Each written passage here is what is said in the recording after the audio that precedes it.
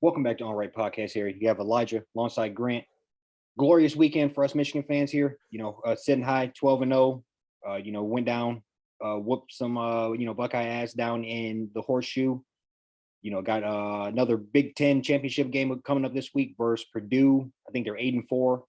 I'm just overly excited. We didn't even have to really get into the Purdue all that much yet, but just, kind of what are your, now that we've had a couple of days to process this victory, a couple of days to, just see all the glory that we're getting, kind of how do you feel about it? Yeah, I think I'm still in shock.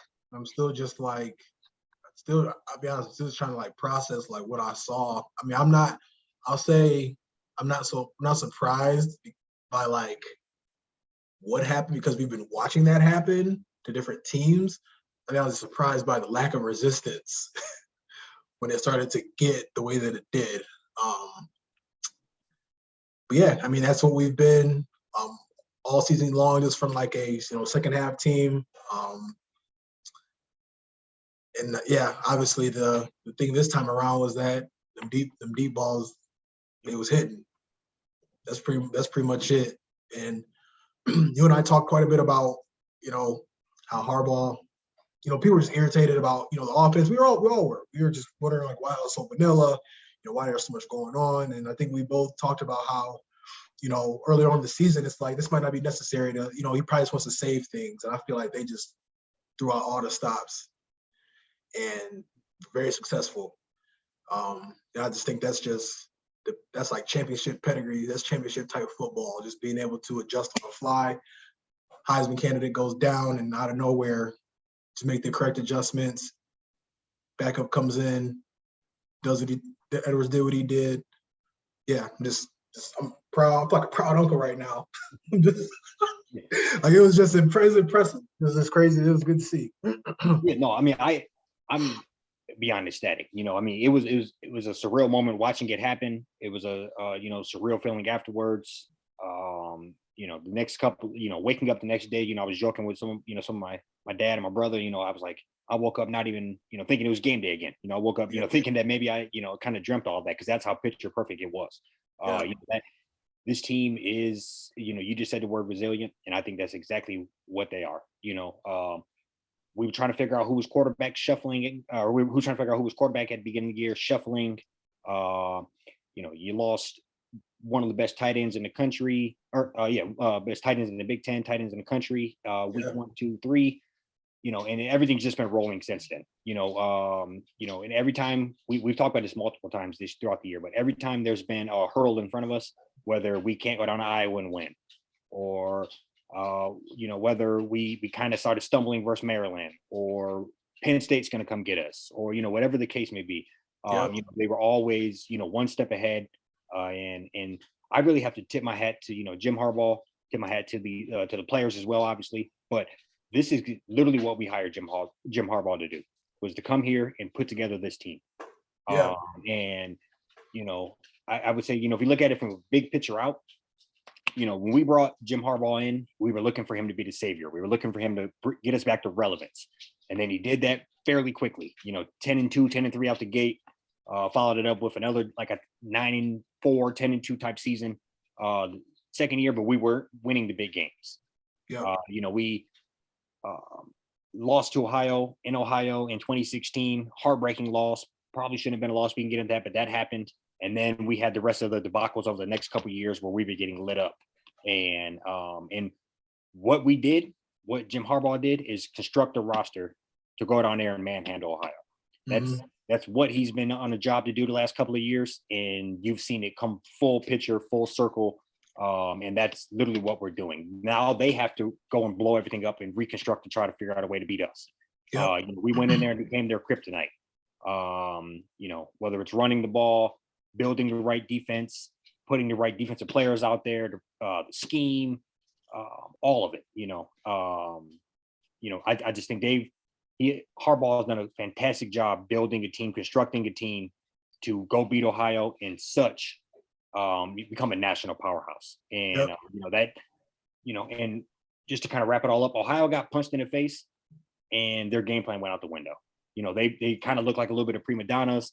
They look like people who, look like it's been always kind of given to them. It comes easy. And once that was not happening, you could see the panic in their faces. You've seen the crowd turn on them very early on.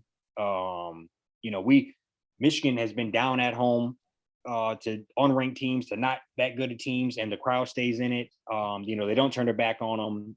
They believe in the team. They were shook. And I think that's why the fan base is waving echoes and so much of getting rid of the coach and what are they going to do and how are they going to find a way to try to get back relevant. And I just say that this is all great to see. And I look at we needed that quarterback and we got that. And the defense has finally found a way to slow up Ohio. I think they're personally trying to be a little too sexy. That's probably Ryan Day's problem.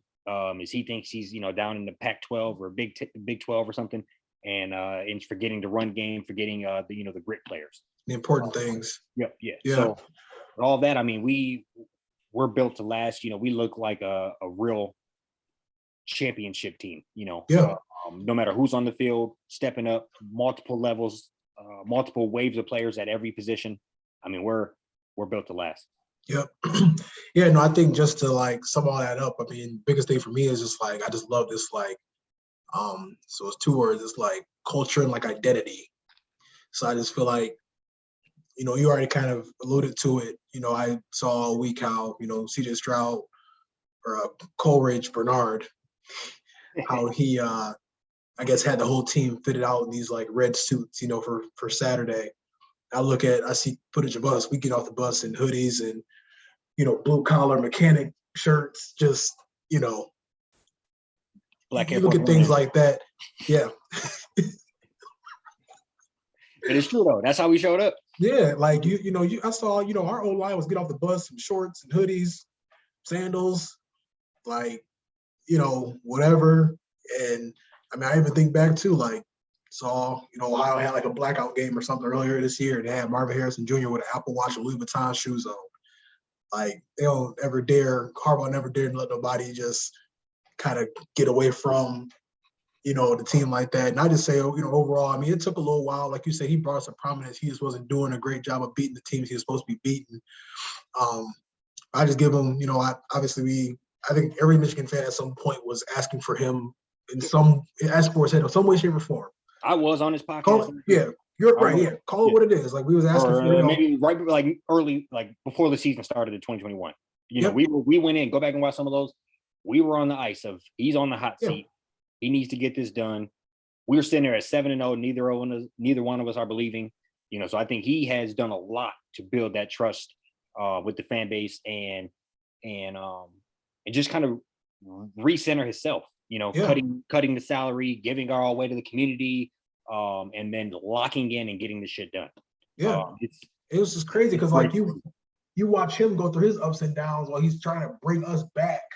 So it's kind of these fighting the NFL rumors and everything. I mean, I'm just I just give him a lot of credit because I think I was reading a couple articles over the weekend, and one thing that I read was a couple of years ago, remember how we would run the ball, multiple tight ends. We tried to start passing the ball more when, Gaddis kind of showed up. And then, now you've seen us kind of go right back to this just smash mouth, power running game, about 58-42, run to pass now. And we just look like how he had Stanford rolling back when, and I think that's where he was just I just got to kind of tear it down to a certain extent, just build it back up. I think he, it's kind of cool. He has this unique relationship with his brother being in the NFL. I mean, you can look at them on, also on Saturday, look at them on Sundays, and you're pretty much seeing the exact same thing with just different, some modifications here and there. And I just love that identity. Is we, they say Ohio, they built off of just, receivers, track meets, and we're built off of the line of scrimmage. His identity is O-line, D-line, tight end. That's really where his bread and butter is at. And, I agree. And let me interject. I agree. And let me interject real quick. I think you're making a great point with the identity. And that identity is what got us this victory. Right. Whether the run game is what everybody was talking about or not, obviously those two major runs happened at the end of the game. Yeah. But we got those passes off because Ohio State knew we could run it down their fucking face. Yeah. That's why they had 9 dudes in the box, 1 safety, 10 dudes in the box, no safety. It in their was mind. Yep. Yeah. So we played that as about as picture perfect as you can. Mhm. And it started with, obviously we had to hit those passes. And we said on the last podcast, if we pray to God that he hits all of the ones he's missed over the last several weeks, and by God he did. And and that's exactly what we needed. And I think that confidence could catapult us a lot moving forward. Yeah. I think that identity of the run game is what opened all of that up. Ohio State, you could tell they were saying they are not going to Run the put ball. 200 yards, 250 yards on us. And we did without even really trying. You did in one half. Yeah. We did on more or less 2 plays. We did on 160 on 2 plays. Yeah. So I think that identity is going to put a fear in lots of people's hearts. And then when you're able to do that, I mean, what are you going to do at that point when when they're basically betting you to throw? Like, you cannot throw on us. We're guaranteed. And then you do that. So I think that is and you talk about how he kind of had to reel it back in and rebuild it. I think we had a lot of those pieces there. We just didn't know, like you said, what we wanted to be. Right. Harbaugh came in, and he's going to run this NFL offense, and we can't find a quarterback. And then Gaddis comes in, and we got Shea Patterson. And all these great receivers. Yeah, all these great receivers, high ranks, and it kind of doesn't work, And I would say all of that, and then Joe Milton, we're going to do this option shit. And I think we were really, really trying to figure out what we were going to do. And then in that process, we able to land a quarterback that can kind of fit multiple modes. Yep. And brought him along very well. I think that is a chapter book on how to bring along a good young quarterback. We didn't throw him into the fire necessarily last year, but he did play big moments. He had some big time falls, whether he fumbled versus Michigan State, and then he played the whole second half versus Georgia, got thrown into the fire, and had a major game. When you were there as an 18-year-old, going to Ohio, it probably doesn't seem quite as bad. But if he wouldn't have had it under his belt, that is a hell of a lot different. So I think, and then just to kind of ease him into this year, they didn't say, all right, he's a starter, 50 passes in a game. I think they've done a great job of saying the bread and butter is the run game, and ease him in. Not to say 2 years from now that he ain't, throwing that ball all over the field, and it's the offense a little different because we're in that we have that flexibility to be able to do that because we brought him up well. But I mean, and the last thing I have to say, the only bad thing about this entire weekend is I cannot feel bad enough for Blake Corum. Like, my man would have won the Heisman this weekend. He, but if he would have had one of those 25, just one of those Edwards carries and 10 other yards for 10 carries the rest of that game, he would have won the Heisman.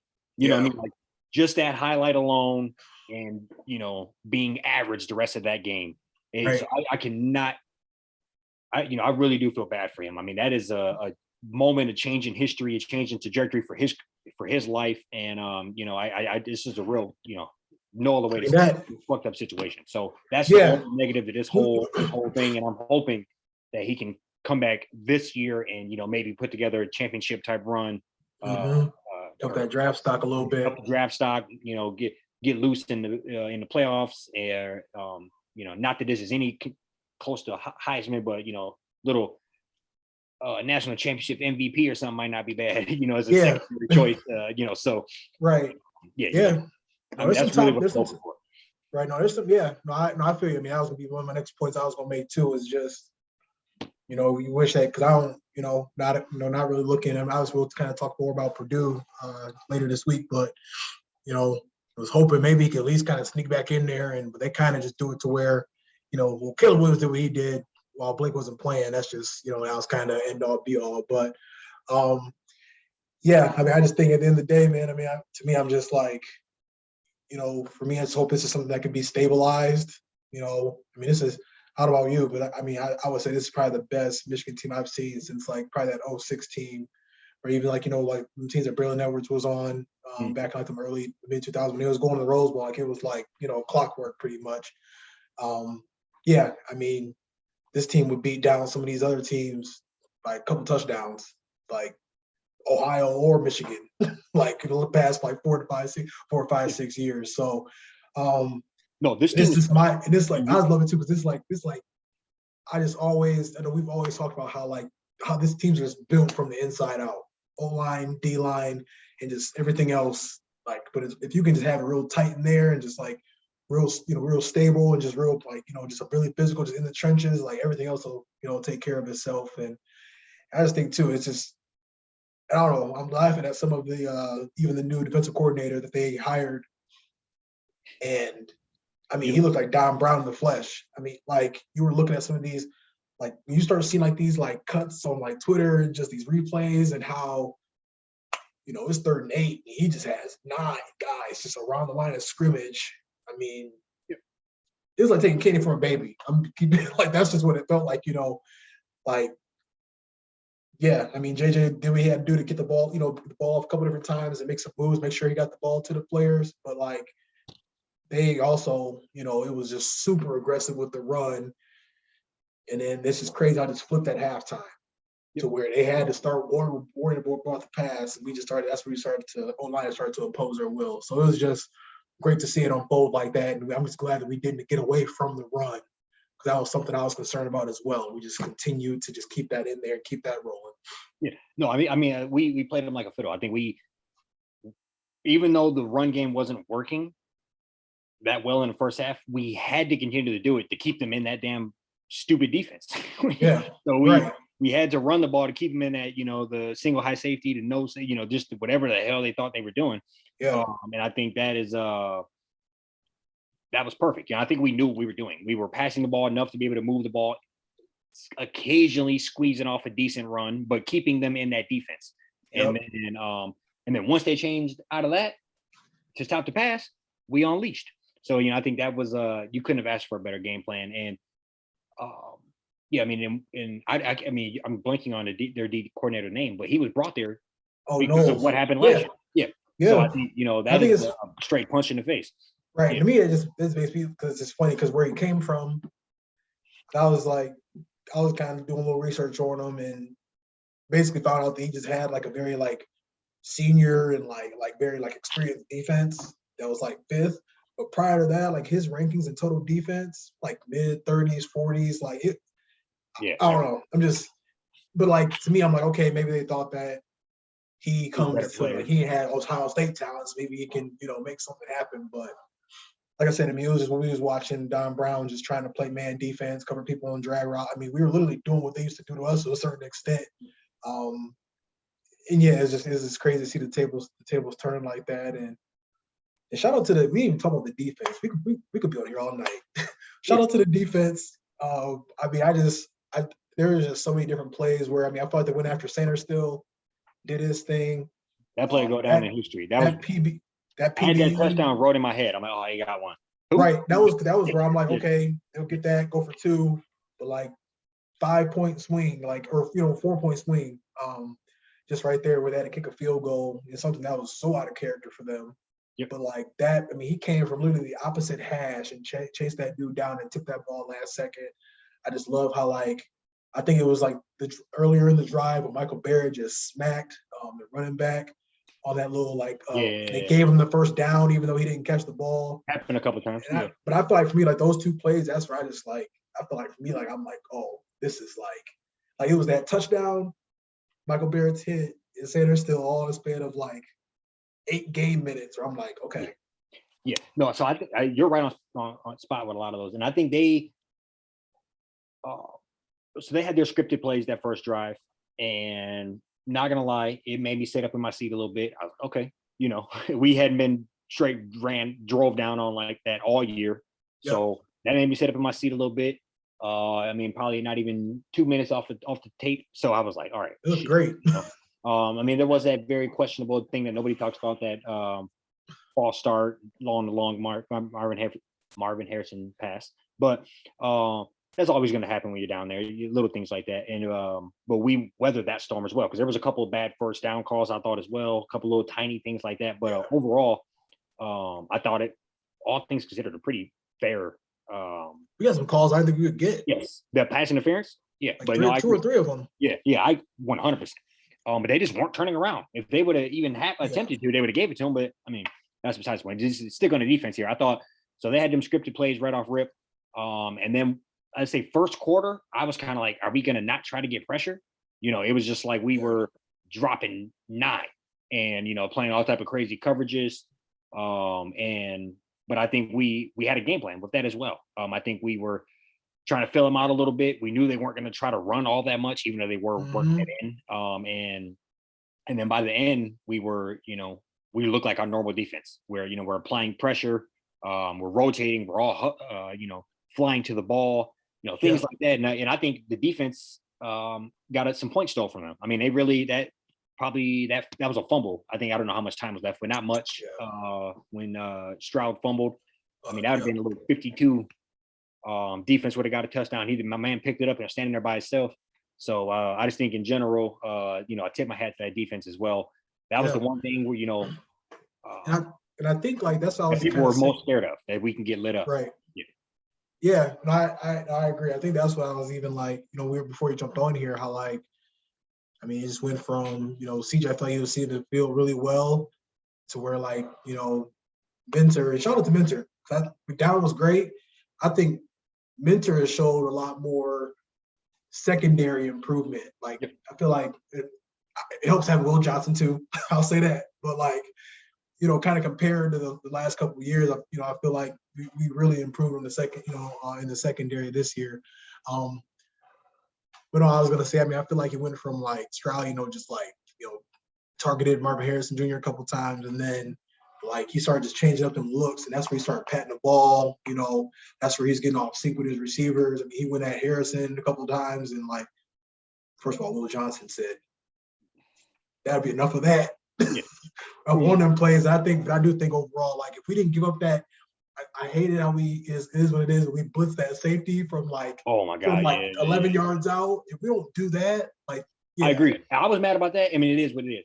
But right. If you're gonna blitz that safety, you should probably already have him like halfway there. Yeah, like you're not gonna get there in time. Like, what I mean? But that's the one time that we kind of got caught slipping. Or at least do that with like Will Johnson. Like, I can't believe I'm saying a freshman, but like no, I agree. I mean, you just talk about I mean, everybody was tipping hat to Will Johnson, and he's gonna be a stud. And I'm relating him to another player that was thrown into the fire as a freshman and the defensive back, and that would be Dax Hill. I don't remember who he was playing or who he was attempting to guard, but I remember one time in particular when we had him out there and he got burned for like an 80-yard touchdown pass his freshman year. I don't know if you remember this. I want to say it was maybe in a bowl game, but maybe possibly versus Ohio. But one of those things where I'm not saying Will Johnson is that much more talented than him or not. But when you put players in good positions and you don't have them out there on islands versus future first-round picks, things look a little differently. So that's something that I just say the improvement of the defense and just finding a way to become their kryptonite and just making them look like like you brought them back down to earth. And I think no other team that we're the only team that could do that. We're the yin and yang of each other. It takes us to knock them off and vice versa. So I think that we're built to last, and I think it's going to be a fun. I think they've made this that they've showed the world why this is the best rivalry. I mean, I agree. Yeah, I think we can probably put a button on it with this. Kind of talk Will Johnson, a freshman. We had Kenneth Grant, Mason Graham, Colston Loveland, CJ Stokes. Sure, there's a couple other freshmen that have played some pretty significant, had some pretty significant playing time. I mean, that's 6 guys right there that, 6 guys. And then, I mean, these aren't freshmen, but JJ, Colson, Edwards are all sophomores. Yep. I mean, there's a lot of that's 9. Quite a few starters. That's 9 dudes that are going to be here for at least 2 more years. So I think that's the real key. I think I read that we lost 12 of our 22 players to the draft or something like that, or 11 or whatever it was. It was like 12 out of 22. Yeah. So and I think to reload. And also keep in mind, this is supposed to be Ohio State has a upperclassman quarterback. They have star-studded receivers all over. They have this is the year where they're supposed to get. I mean, I don't even know who they're back. I mean, I'm sure they have another one in line somewhere. But I mean, this is their guys. And this is supposed to be more or less a rebuild. Or maybe we couldn't live up to it again, and we're doing it all over again with a new cast. Right. So yeah, no, I agree. No name defense. Yeah. No, go blue, man. We look phenomenal. I can't wait to wash up Purdue. And then hopefully, I mean, we're gonna get into this, but we got to get the number one. That I think we deserve it. I think if I mean, I'm not the first one to say this, but if we had SEC across our chest, it would not be up for the debate. I think you got to get a Big Ten our respect, and I may sound crazy with this, but I would love to see another matchup versus us in Georgia again. I'd see. Yeah. I think we're a different team, a much better, well-rounded team, and I really do think those are the best two teams in the country here, and hopefully we get an opportunity to prove that. And but I do think we deserve that number one. Yeah, I agree. Yeah, we'll see what. Like I said, we'll dive in later on this week to talk Purdue and talk a little more of the college football playoff. Have the rankings dropping tomorrow, so it'll be interesting to see how that unfolds. And sure. In the meantime. Hey, I'm throwing this at you, random as hell. Where do you think Ohio State gonna fall to? Just 5. 5? Yeah, I just think in the scenario, I think it's pretty much like USC, TCU went out, they'll be out. If TCU loses, I think this is where it gets interesting. If TCU loses and like USC wins, I think they get into 4. I'll be honest, I don't see us going to 1 at all. Just being 100, like I just don't think they'll look at last year and be like. And then another scenario would be like if TCU lost and USC won, I think USC would jump to 3 and then Ohio would be 4. So I think there's definitely a chance to potential rematch. Yeah, I agree.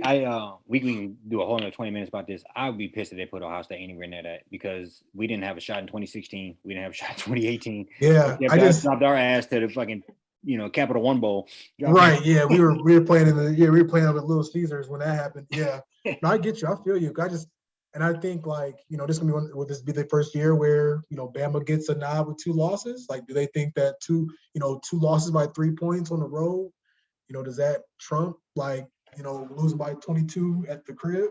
Like, de facto playoff game, play-in game. Yeah. Real quick, Team A, 12-0. 2 ranked wins versus 49-3 versus number 15 and 27-13 versus number 8. Team B, 12-0, 2 ranked wins, 41-17 versus number 7 and 45-23 versus number 5. Yeah, I feel you. No, I give it. I know. It's that SEC bias, but yeah, that's the most unfortunate part of it, right? It's just like, they can, like you said, if it's us getting handed to it like we did, we'd be 9th, but then they'll look at that head-to-head, but they'll be like, well, this is what happened last year though. So, but either way, I think we play in house money. I take us. I'll take us against TCU. I welcome the rematch against Georgia. I'm on board for wherever. I think is, obviously got to take care of business, coming up this weekend. But yeah, I'm just looking forward to seeing how things gonna shake out. No, for sure. You got anything else? That's all I got. Go Blue, beat Purdue. Yes, sir. We'll be back at you Wednesday. Yep.